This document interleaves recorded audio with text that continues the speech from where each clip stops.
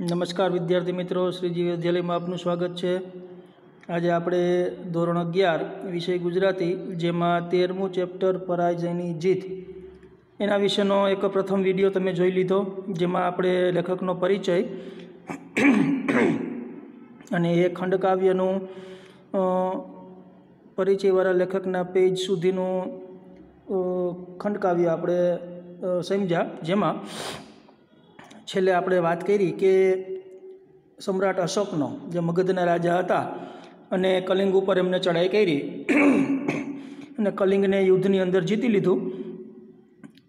એટલે આ સમાચાર સેનાપતિએ તેમને શિબિરની અંદર સમ્રાટ અશોકને આપ્યા। એટલે સમ્રાટ અશોકને અભિમાન આવ્યું, ગર્વ આવ્યું કે પોતે ફરી એક રાજ્યને હરાવી અને એ રાજ્યને પોતે પોતાના વિસ્તારમાં લઈ લીધું। એટલે આવા સમાચાર મળતા સમ્રાટ અશોકને મનની અંદર અભિમાન આવે છે અને એવો જ સહેજ વિચાર આવે છે કે આજે તો હું મારી મગધની તલવારની ધાર કેવી છે, એટલે કે મગધના સિપાહીઓની હિંમતતા, શૂરવીરતા કેવી છે એ જોવા મારે યુદ્ધભૂમિ ઉપર જવું છે। એટલે આવી રીતના પોતાને વિચાર આવ્યો। એટલે પોતે સિપાહીઓને લઈ અને યુદ્ધભૂમિ ઉપર જ્યાં આ સિપાહીઓની લાશો પડેલી છે, જે જગ્યાએ ભયંકર યુદ્ધ થયું હતું, એ જમીન ઉપર, એ ભૂમિ ઉપર એ સમ્રાટ અશોક પોતાના સિપાહીઓને સાથે લઈ અને નીકળે છે। ગયા તેજને આવ્યો અંધકાર, નહીં ભેદ કિંતુ કલિંગે લગાર। શું કહે છે મિત્રો કે જેવા સમ્રાટ અશોક એમના સૈનિકોની સાથે યુદ્ધભૂમિ ઉપર પગ મૂકે છે, એટલે ત્યાં યુદ્ધભૂમિ ઉપર પોતાના સૈનિકોના, સામેવાળાના સૈનિકોના જે શબ પડેલા છે, લાશો પડેલી છે, એને જોઈને પોતાને જે અભિમાનનું તેજ હતું એ હવે અંધકારરૂપ થઈ ગયું છે। એટલે કે હવે એને આ પરિસ્થિતિ, આ સ્થિતિ જોઈ, સિપાહીઓના દેશ જોઈ, શબ જોઈ અને એને ઘણું જ અભિમાન હતું એ ઉતરી જાય છે અને ઘણું જ દુઃખ થાય છે। એટલે કહે છે કે નહીં ભેદ કિંતુ કલિંગે લગાર, એટલે કે રાજ્યની જે જમીન છે એમાં કોઈ જાતનો આજે ફેર પડ્યો નથી। પહેલાં એ કલિંગના રાજાના હાથમાં રાજ્ય હતું, હવે સમ્રાટ અશોકના હાથમાં આવી ગયું છે। પણ શું કહેતો કે હતો આજ એવો ઉરે ને બહાર, એટલે કે પહેલાં જે કલિંગ રાજ્ય પ્રત્યે પોતાના મનની અંદર જે ભાવ હતો એવો અંદર અને બહાર આજે પણ છે। જુએ એક અંધારને અપાર, નિહાળવાને નિજ જીત જાતે, અંધારમાં એ નગરી સ્મશાને, રાજા પ્રવેશે કરવા પ્રકાશ, મશાલચીઓ લઈ કંઈક સાથ।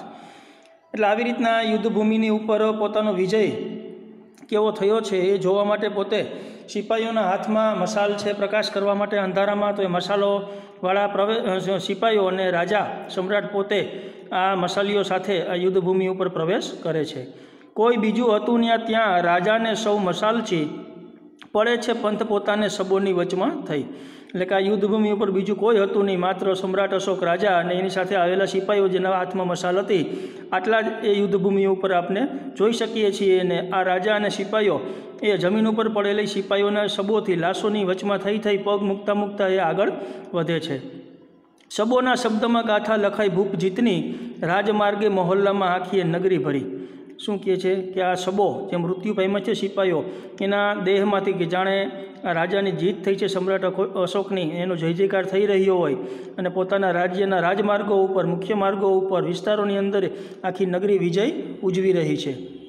ડાબે ને જમણે આંખો ફેરવી ભૂપ વાંચતો, ઉકેલે જેમ એ તેમ જયનો અર્થ જાગતો। મિત્રો, રાજા છે એ મશાલચી સિપાહીઓ સાથે આ જે શબો પડેલા છે યુદ્ધભૂમિની અંદર, તેમાં ડાબે બાજુ, જમણી બાજુ જોતો આગળ વધતો અને આ વિજય કેમ મળ્યો, અથવા તો આ વિજયનો અર્થ શું, એવો એનો જે વિચાર હતો એનું મનોમંથન કરતો એ આગળ વધે છે। રાજા આજે અનુભવ કરે અંતર કો અપૂર્વ, આજે સમ્રાટ અશોક રાજાએ આવી પરિસ્થિતિ જોઈ, એટલે બધા સિપાહીઓના શબો પડેલા જોઈ એના અંદરની અંદર એક અલગ પ્રકારની લાગણીનો અનુભવ કરે છે।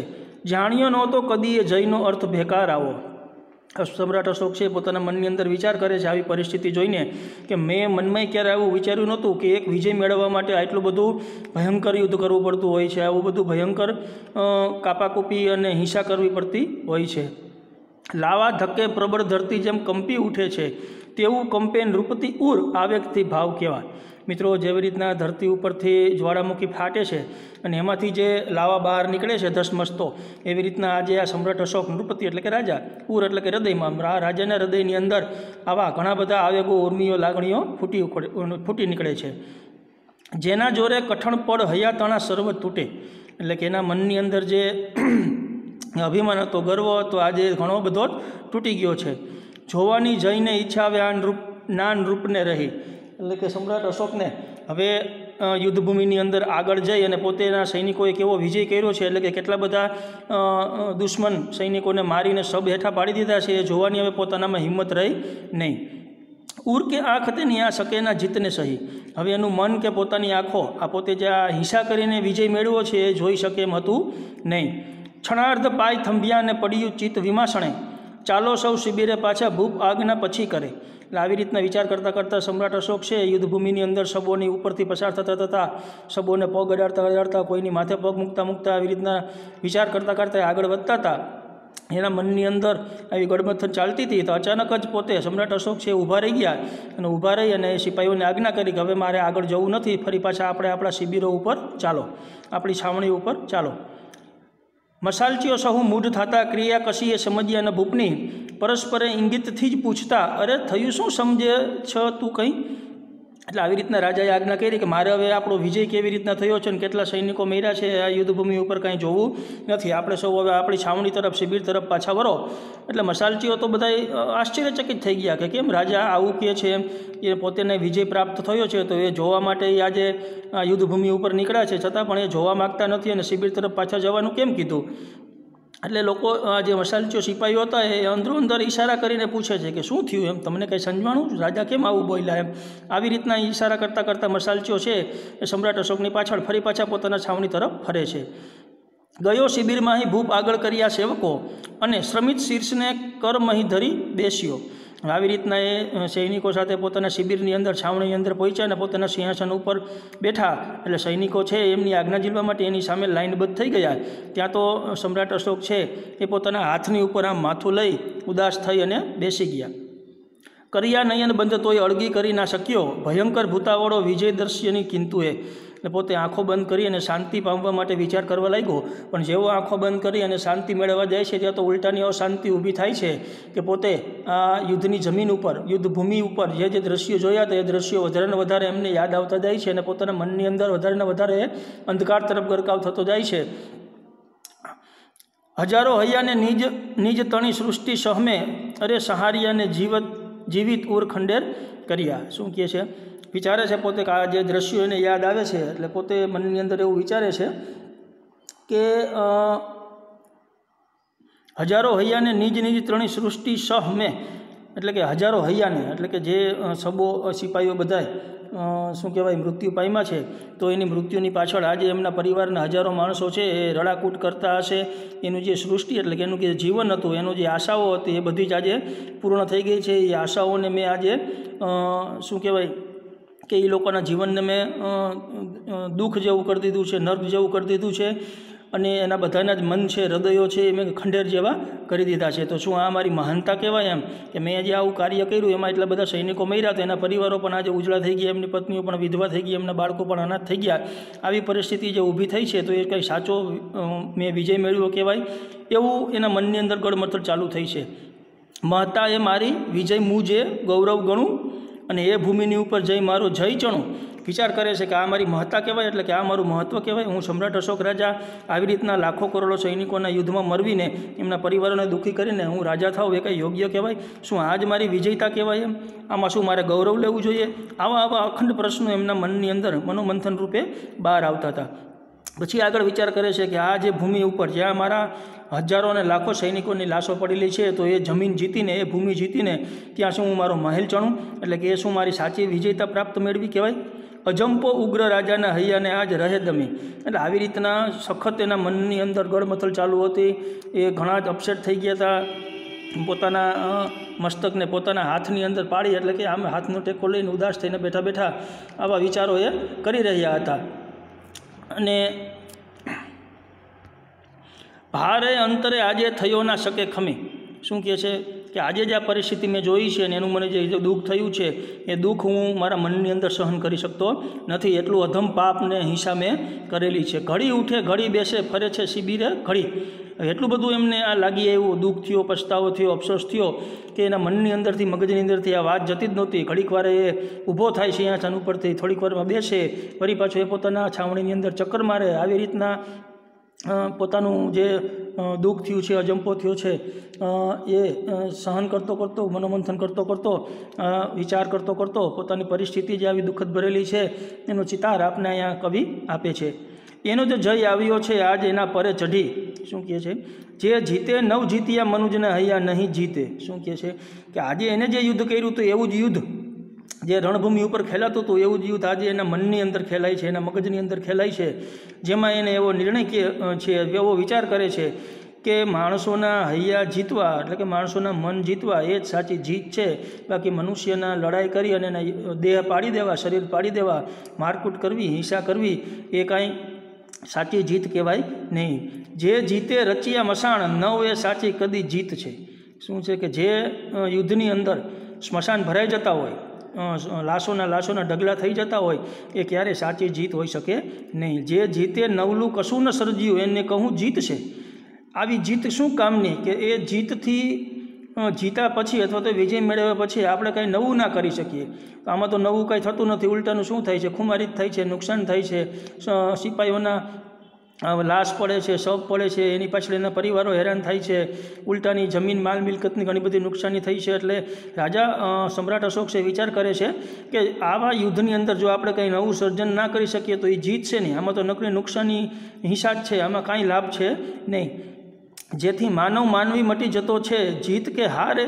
એટલે શું કાંઈ માણસના જીવનની અંદર પોતે હારે અથવા તો જીતી જાય તો એનાથી હું કાંઈ પોતે માનવ નથી મટી જતો અથવા તો શું એ મનુષ્ય નથી રહેતો?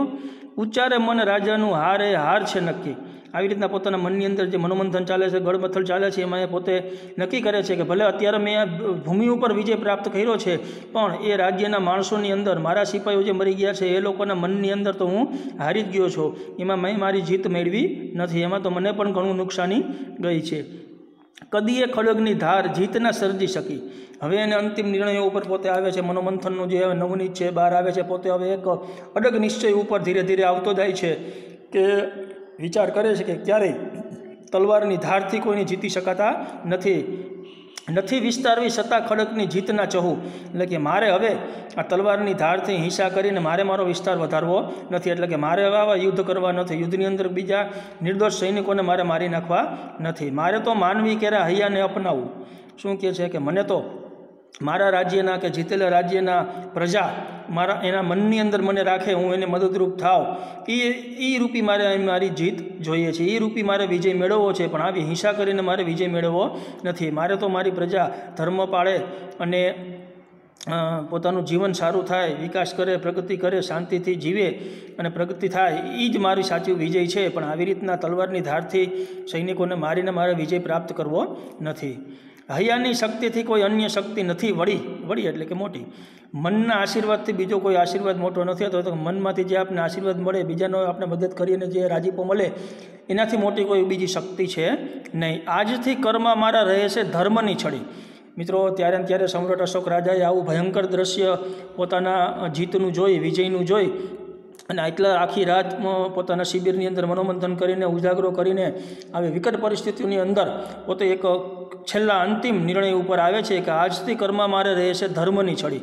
કે હવેથી મારા હાથની અંદર આ તલવારની ધાર નહીં રહી અથવા તો મારા હાથની અંદર હવે તલવાર નહીં રહી. એટલે કે હું હવે હંમેશા હિંસા છોડી દઈશ અને ધર્મની છડી એટલે કે મારા હાથની અંદર હવે ધર્મની ધજા રહેશે. એટલે કે મારે મારા પ્રજાની અંદર ધર્મ પડવો છે અને સુખે ચેનથી એ જીવન જીવે અને સદાય શાંતિમાં રહે એવું મારે હવે ઈચ્છવું છે. એટલે કે હું પોતે અને મારી પ્રજાને પણ ધર્મનું પાલન કરાવીશ અને અહિંસાના રસ્તા ઉપર ચડાવીશ અને સુખેથી બધાનું જીવન જીવી શકે એવો હું વાતાવરણ ઊભું કરીશ. એટલે કે ત્યારે જે નિર્ણય લઈ લે છે મિત્રો કે આજથી હવે હું મારા હાથની તલવાર મૂકું છું અને ધર્મની ધુરા એટલે કે ધર્મની છડી એટલે કે ધર્મ પાળવાની હું ટેક લઉં છું. તમે હવે ખડગ રહો જ મ્યાનમાં, કલ્યાણમાં માનવના નકામા. શું કહે છે? પોતે એની જે તલવાર છે એને મ્યાનની અંદર નાખતા બોલે છે, તલવારને કહે છે કે હવે તમે તલવારો બધી મ્યાનમાં જ રહ્યો, એટલે કે હવે મારે તમારો ક્યારેય ઉપયોગ કરવો નથી. કારણ કે માનવનું કલ્યાણ કરવામાં તમે નકામા છો, એટલે કે માણસનો પ્રગતિ કરવામાં, એનો વિકાસ કરવામાં તમે કાંઈ કામના છો નહીં, કારણ કે તમે તો માણસને જ મારી નાખો છો, તો પછી વિકાસ પ્રગતિની વાત ક્યાંથી આવે? એટલે માણસના કલ્યાણ માટે, માણસનું સારું થાય, શુભ થાય, મંગળ થાય, એમાં તમારું તલવારનું જરાય પણ કાંઈ કામ છે નહીં. આમાં તો ધર્મની ધજા જોઈએ તો જ માણસનું કલ્યાણ થાય. હવે તલવારને કહે છે કે તમે મ્યાનમાં જ રહેજો, ક્યારેય મ્યાનમાંથી બહાર નીકળતા નહીં. ઓ ધર્મ, આદેશ દિયો તમારો ને એ જ થશે બસ માર્ગ મારો. પોતે ભગવાનને પ્રાર્થના કરે છે કે હે ભગવાન, હવે તમે જ મને ધર્મના રસ્તા ઉપર ચડાવો, તમે જ મને ધર્મની આજ્ઞા આપો, તમે જ મને ધર્મનું પાલન કરી શકીએ અને પ્રજા પાસે પણ ધર્મનું પાલન કરાવી શકીએ અને બધા જ સુખી થાય, બધા જનું કલ્યાણ થાય, બધા જનું સુખ થાય, બધા જનું મંગળ થાય. મારે એ જ માર્ગ ઉપર ચાલવું છે, તો તમે મને શક્તિ આપજો. પૂર્વમાં તેજ કેરી ત્યાં દેખાય નવ મંજરી. આ તો આખી રાત એના મનોમંથન કર્યું એટલે વહેલી સવારનો સૂર્ય પૂર્વ દિશામાં ઉગે છે, એનું પહેલું કિરણ આ પૃથ્વી ઉપર પડે છે. રાયના અંતરે શ્રદ્ધા નવા લઈ તેજ સંચરી. એટલે કે જેમ અંધારને દૂર કરીને પ્રકાશ છે એ પોતાનું કિરણ પૃથ્વી ઉપર ફેંકે છે, એમ એ આખી રાતના મનોમંથન પછી સૂર્યના પહેલાં કિરણો જે પૃથ્વી ઉપર પડ્યા, પૂર્વમાં જે સૂર્ય ઉગ્યો એ પ્રકાશ થયો, તેજ થયો. એમ આ સમ્રાટ અશોકના મનની અંદર પણ પ્રકાશ ઉગ્યો, તેજ થયો. ભગવાનનું એને પ્રાર્થના કરી, શરણું લીધું એટલે ભગવાને એના આત્માની અંદર બળ આપ્યું, શક્તિ આપ્યું કે હવે એને જે નિર્ણય લીધો છે કે હવે મારે બસ ધર્મના માર્ગે ચાલવું છે, ક્યારેય તલવારથી હિંસા કરવી નથી, તો એ ધર્મના પાલન ઉપર, ધર્મની આજ્ઞા ઉપર, ધર્મના નિયમ ઉપર હું પણ ચાલી શકું ને એની પ્રજા પણ ચાલી શકે અને સર્વેનું કલ્યાણ થાય ને બધાય સુખી થાય. આવો એક નિશ્ચય જે સમ્રાટ અશોકે કરેલો હતો, એ નિશ્ચય જેમ સૂર્ય ઉગ્યો અને કિરણ પૃથ્વી ઉપર પડ્યું એમ એને પોતે પણ આ નિશ્ચય લઈ લીધો અને પોતાના મનની અંદર એક પ્રકાશ, એક તેજ પણ અને એક શ્રદ્ધા અને એક હિંમત પણ આવી ગઈ કે હવે મારે બસ ભગવાનના જે આજ્ઞા છે ધર્મ પાળવાનો, એનું જ મારે કામ છે અને એ જ રસ્તા ઉપર હું ચાલીશ, મારે હવે ક્યારેય હિંસા કરવી નથી. તો મિત્રો, આ ખંડકાવ્યની અંદર કવિએ આપને આ રાજા સમ્રાટ અશોક, જેના આ કલિંગ યુદ્ધ પછી પોતાના જે મનની અંદર પરિવર્તન થયું અને સાચી જીત કોને કહેવાય એ એને જ્ઞાન થયું. અને એ વખતના જે આપણા ભગવાન બૌદ્ધ હતા ત્યારે એ જે અહિંસાનું પાલન કરાવતા હતા, ધર્મ પડાવતા હતા, અને ત્યારે સમ્રાટ અશોક છે એ બૌદ્ધ ધર્મના બુદ્ધ ભગવાન જે બૌદ્ધ ધર્મ આપને આપ્યો છે તે ભગવાન બુદ્ધના ચરણોમાં ગયા અને તરત જ એને પોતાની મનનો નિશ્ચય જે કર્યો છે, આખી રાત ગળમથલ કરીને એ વાત કરી અને પોતે ત્યાં એવા પ્રણ લીધા ભગવાન બુદ્ધની પાસે કે હવે હું ક્યારેય તલવાર ઉપાડીશ નહીં અને મારા હાથમાં ફક્ત ધર્મનો જ ધજા રહેશે. એટલે આવી રીતના ભગવાન બુદ્ધે પણ એમને ધર્મનો સાચો સંદેશ આપ્યો, પોતે સમ્રાટ અશોકે પણ એ સંદેશ પાડ્યો અને પ્રજાઓ પાસે પણ પડાવ્યો. અને આવી રીતના ભગવાન બુદ્ધે એમના રાજ્યની અંદર પોતે પ્રવેશ કર્યો અને માણસોને જ્ઞાન આપી અને સાચું શું છે એ સમજાવી અને બધા જને સુખ શાંતિ પમાડ્યા અને કલ્યાણ પણ બધાનું કર્યું. તો મિત્રો, આપણે અહીંયા જોયું કે આ ખંડકાવ્યની અંદર ખાસ કરીને સમ્રાટ અશોકનું પરિવર્તન જે થયું એનાથી પછી સમ્રાટ અશોકે ક્યારેય ભવિષ્યમાં કોઈ પણ પ્રકારનું યુદ્ધ કર્યું નથી અને માણસોનું કલ્યાણ થાય, પ્રજાનું કલ્યાણ થાય, પોતાનું કલ્યાણ થાય એવા રસ્તા ઉપર ચડ્યા છે. તો આજે પણ મિત્રો આપણે જાણીએ છીએ કે યુદ્ધનું કરવાથી કોઈ ફાયદો થતો નથી, નુકસાન થતું નથી, હંમેશા એમાં બંને પક્ષનું નુકસાન જ રહે છે, ખોટ જ જાય છે. પણ એની બદલે જો આ સમ્રાટ અશોક જેવો રસ્તો આપણે અપનાવીએ તો બધે જનું બે પક્ષનું આપણે સારું કલ્યાણ કરી શકીએ. એવો એક આ સંદેશ, એવો એક આપને બોધ આ ખંડકાવ્ય દ્વારા આપને કવિ આપે છે. તો ચાલો મિત્રો, આજે આપણે આ 13મું ચેપ્ટર જે ખંડકાવ્ય છે એ હું અહીંયા પૂર્ણ કરું છું. ફરી પાછા આપણે મળશું આપણે આગળના ચેપ્ટરની અંદર. ત્યાં સુધી સર્વે વિદ્યાર્થીઓને નમસ્કાર.